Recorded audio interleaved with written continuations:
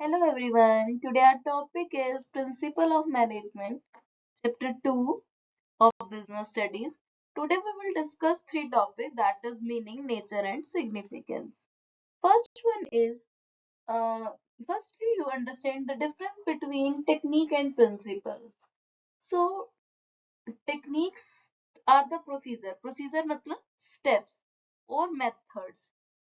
जो भी हम फॉलो करते हैं एक सीरीज ऑफ स्टेप कि ये होगा उसके बाद ये होगा क्या करने के लिए उस स्टेप्स को फॉलो करते हैं ताकि गोल को अचीव कर सकें तो वो क्या कहलाएगी टेक्निक जबकि प्रिंसिपल्स क्या होते हैं उस टेक्निक को फॉलो कर रहे हैं हम उस टेक्निक को प्रैक्टिस कर रहे हैं तो उसमें जो डिसीजन लेने के लिए जो गाइडलाइंस की जरूरत पड़ेगी कि ये काम करना चाहिए ये इस सिचुएशन में ऐसा होना चाहिए तो उन गाइडलाइंस को क्या बोला जाता है principles next is difference between the values and principles values क्या होता है something which are acceptable or desirable that have moral connection कि जो चीज डिजायरेबल है कि जिसको होना चाहिए हमारी कि हमें बड़ों की रिस्पेक्ट करनी चाहिए ये वैल्यूज है हमारी पर प्रिंसिपल्स क्या कहते हैं ये बेसिक ट्रूथ और गाइडलाइंस होती हैं एक बिहेवियर के लिए कि ऑर्गेनाइजेशन में ये काम ऐसे होना चाहिए डिवाइड होना चाहिए जो जिस काम में एक्सपर्ट है उसको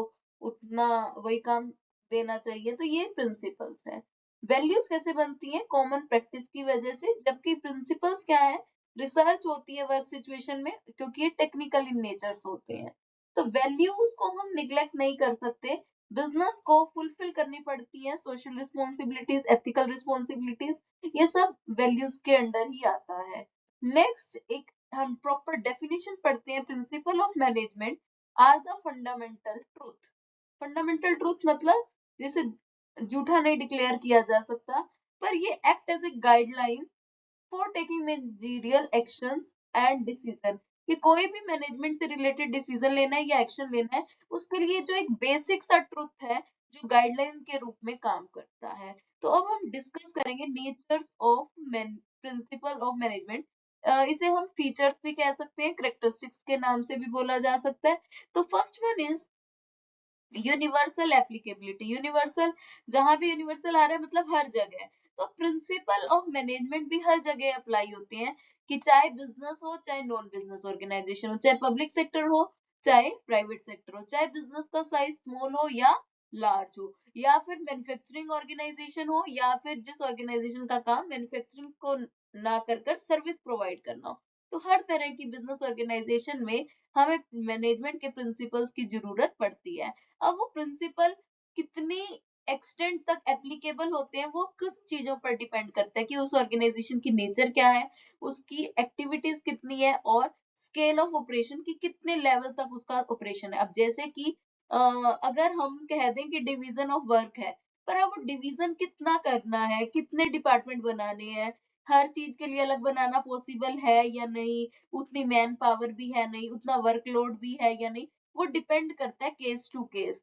जैसे कि हम एक सेपरेट डिपार्टमेंट बना रहे हैं प्रोडक्शन परचेज फाइनेंस जरूरी नहीं है हम दो डिपार्टमेंट्स का एक बना दें क्यों हमारा अभी ऑर्गेनाइजेशन का साइज स्मॉल है तो ये सब डिपेंड करता है कि यूनिवर्सली एप्लीकेबल है बट कितना कितना उस चीज को एप्लीकेबल करना है किस हद तक एप्लीकेबल करना है वो उस ऑर्गेनाइजेशन की कुछ फैक्टर्स पर डिपेंड करता है जो कि नेचर ऑफ ऑर्गेनाइजेशन उसकी एक्टिविटीज उसका scale next is journal guideline ये तो हम जब से चैप्टर पढ़ रहे हैं यही बोल रहे हैं जर्नल गाइडलाइंस क्या होती है कि ये हमारे को रेडीमेड सॉल्यूशन नहीं देती प्रॉब्लम का ये जस्ट हमें गाइड करती है कि हमें ऐसा करना चाहिए एक प्रॉब्लम को सॉल्व करने के लिए क्यों क्योंकि जो बिजनेस में जो प्रॉब्लम आती है वो बहुत ही कॉम्प्लेक्स मतलब बहुत ही डिफिकल्ट होती है डायनामिक मतलब चेंज होती रहती है हर बार ये नहीं कि हाँ हर बार प्रॉब्लम सेल में आएगी और उसका सॉल्यूशन रेडी है रेडीमेड सॉल्यूशन यूज कर लो नहीं ऐसा नहीं होता हर बार हर वक्त प्रॉब्लम समस्या का रूप अलग ही होता है और जो प्रॉब्लम होती है वो कई कारणों से इफेक्टेड होती है कोई सिंगल फैक्टर नहीं होता तो वो जो मैनेजमेंट के प्रिंसिपल सिर्फ गाइड करेंगे कि जैसे कि दो एम्प्लॉय के बीच में झगड़ा हो गया तो हमारे को प्रिंसिपल है subordination to individual interest to general interest तो हम किसी एक इंडिविजुअल के इंटरेस्ट को ना देखकर जनरल इंटरेस्ट के बारे में सोचेंगे, तो ये जनरल गाइडलाइन है। अब उस सिचुएशन में जनरल इंटरेस्ट क्या है, इंडिविजुअल का इंटरेस्ट क्या है, वो सिचुएशन के बीच में पता चलेगा। नेक्स्ट है formed by practice and experimentation. जो मैनेजमेंट के प्रिंसिपल है उन्हें बनाया जाता है, ये ऐसे नहीं कि हाँ बस मेरा मन कर गया तो बना दिए, नहीं, लोगों के एक्सपीरियंस से, कि लोग अपने एक्सपीरियंस से बताते हैं कि हाँ ये चीज है, ये अगर ऐसा होगी तो बहुत ही अच्छा रहेगा।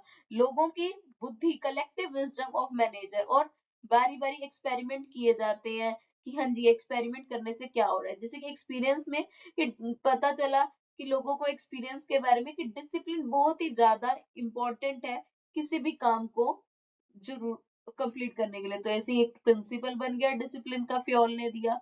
नेक्स्ट है experimentation.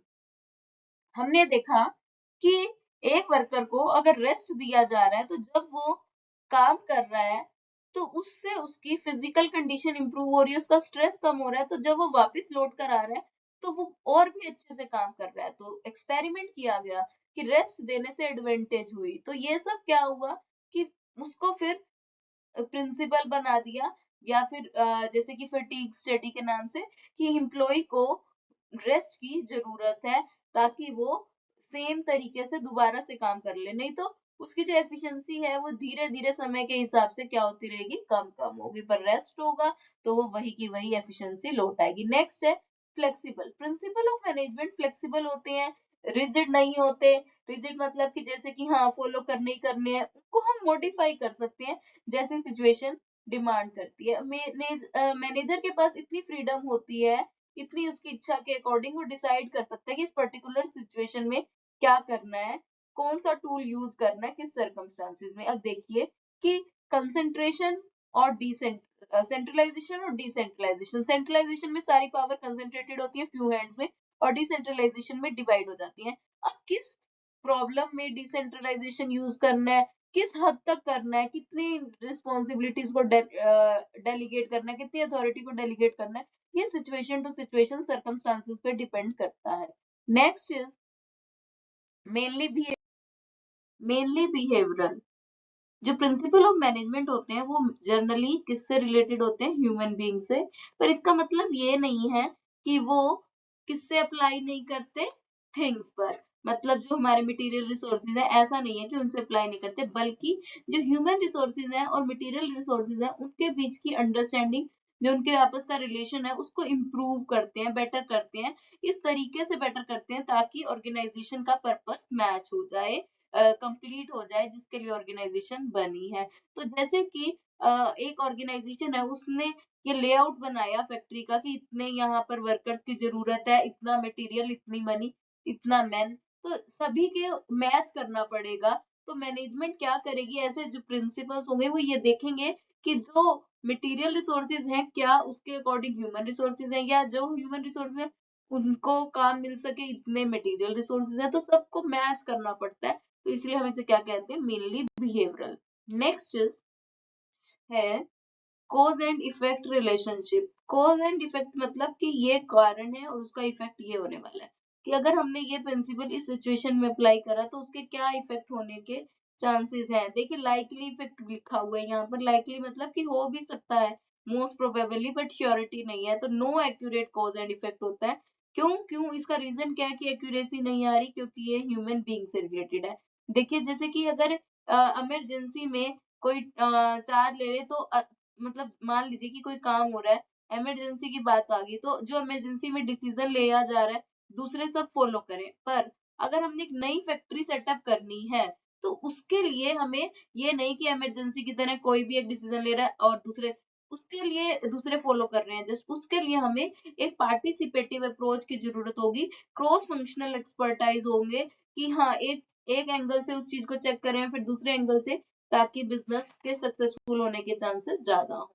Next next contingent, depending upon the situation at a particular point of time. Contingent क्या कहता है कि जो हमारी सिचुएशन है उसके ऊपर डिपेंड करता है।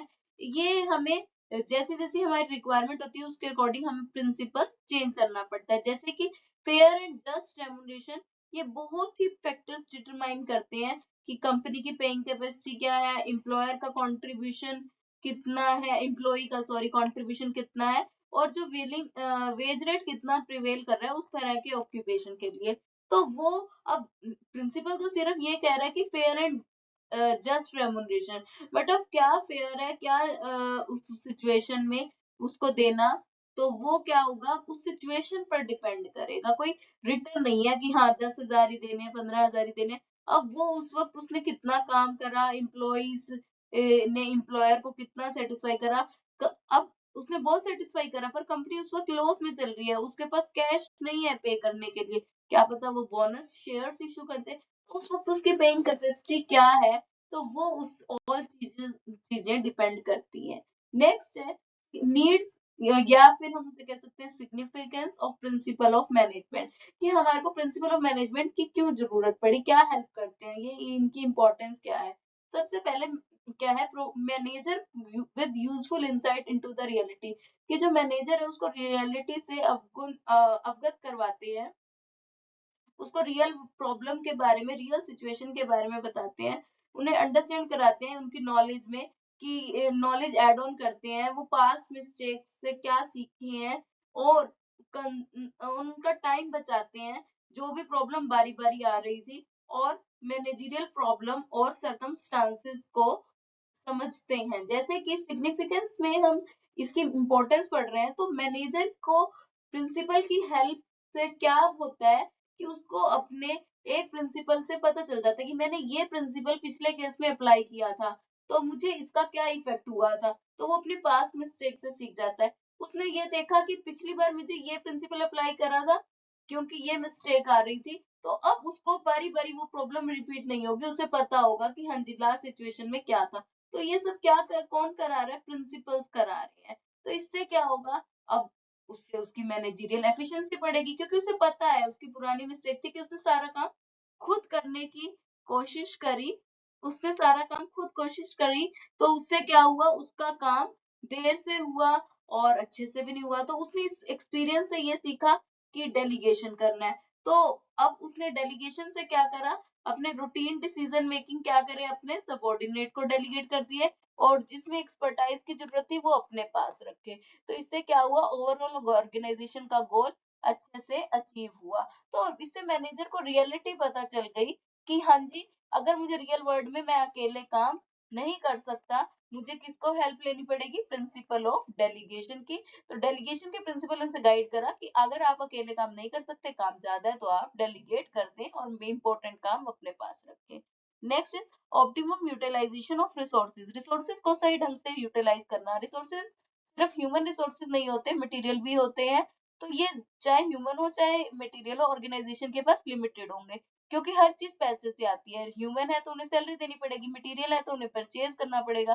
तो अब डिपेंड क्या करता है कि हम उनसे कैसे बेनिफिट मैक्सिमम ले और उन्हें कम कॉस्ट पर ज्यादा से ज्यादा यूज करें, तो इन सब चीज को हम बोलते हैं ऑप्टिमम यूज। तो ये प्रिंसिपल क्या करते हैं, पहले से ही एडवांस में ही देख लेते हैं कि हमने ये चीज है, ये ज्यादा है तो इसका क्या इफेक्ट रहने वाला है। तो इससे क्या होता है, जो पहले हिट एंड ट्रायल मेथड नहीं होता, और अगर हिट एंड ट्रायल मेथड होगा तो उससे वेस्टेज भी होती थी, तो वो सब चीजें अवॉइड की जा सकती हैं।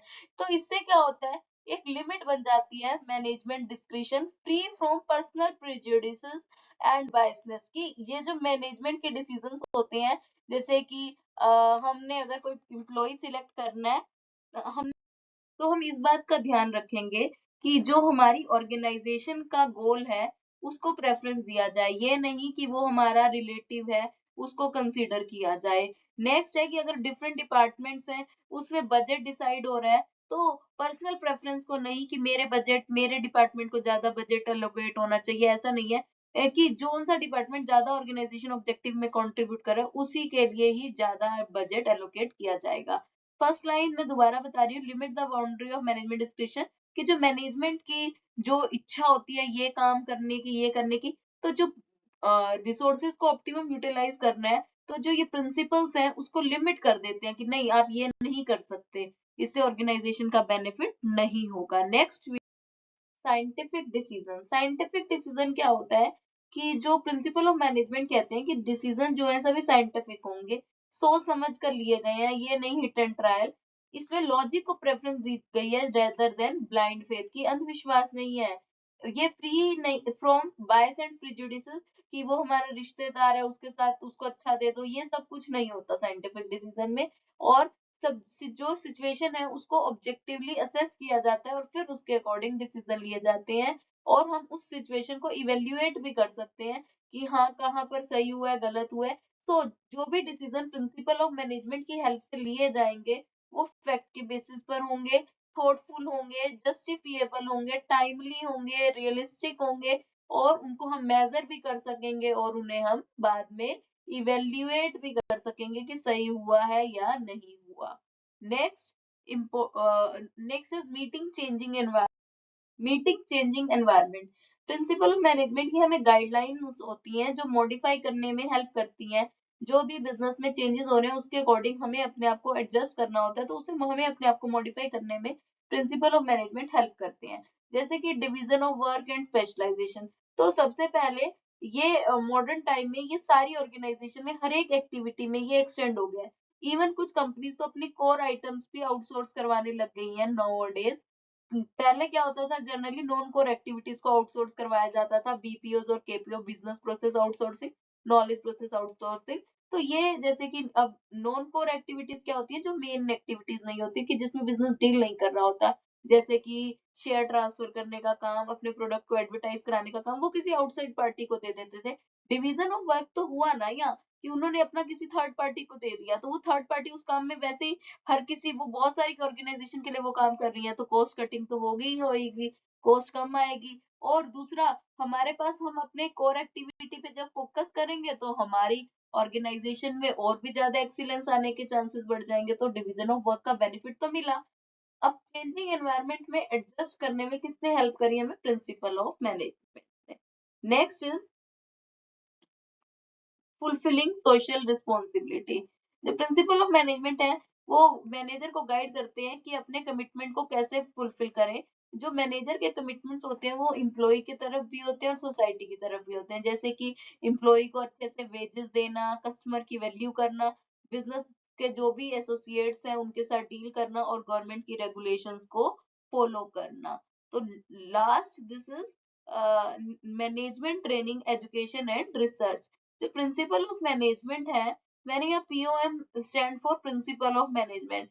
वो क्या करते हैं, मैनेजमेंट की ट्रेनिंग और एजुकेशन रिसर्च। देखिए, management as a discipline, discipline यहाँ पर सब्जेक्ट से रिलेटेड है, कि आपने देखा होगा कि मैनेजमेंट सब्जेक्ट होता है। तो अब हम जो पढ़ रहे हैं एक तरह से मैनेजमेंट एज ए सब्जेक्ट ही है हमारा, हमें उसके बारे में थ्योरेटिकल नॉलेज मिल रही है। तो बहुत सारे इंस्टीट्यूट्स हैं जैसे कि एमबीए, बीबीए, ये सब करते हैं, जिससे क्या प्रिपेयर किया जाता है, मैनेजर्स को ट्रेनिंग देकर फ्यूचर मैनेजर ही प्रिपेयर किए जाते हैं। और बहुत सारी रिसर्चेस होती रहती हैं, और उनके लिए जैसे कि बहुत सारी नई टेक्निक्स बनाई गई हैं, जैसे कि operational research, cost accounting, just in time, kanban and kaizen. इसमें जिससे फर्दर रिसर्चेज होती रहती हैं। ये जो कनबन एंड केजियन है, इसका मतलब क्या होता है, कॉन्टिन्यूस इंप्रूवमेंट। तो मैनेजमेंट की ट्रेनिंग, एजुकेशन एंड रिसर्च में भी प्रिंसिपल ऑफ मैनेजमेंट को यूज किया जाता है, मैनेजर को ट्रेंड करने में भी और नई नई रिसर्चेस करने में भी। तो प्रिंसिपल ऑफ मैनेजमेंट को हर जगह यूज किया जाता है।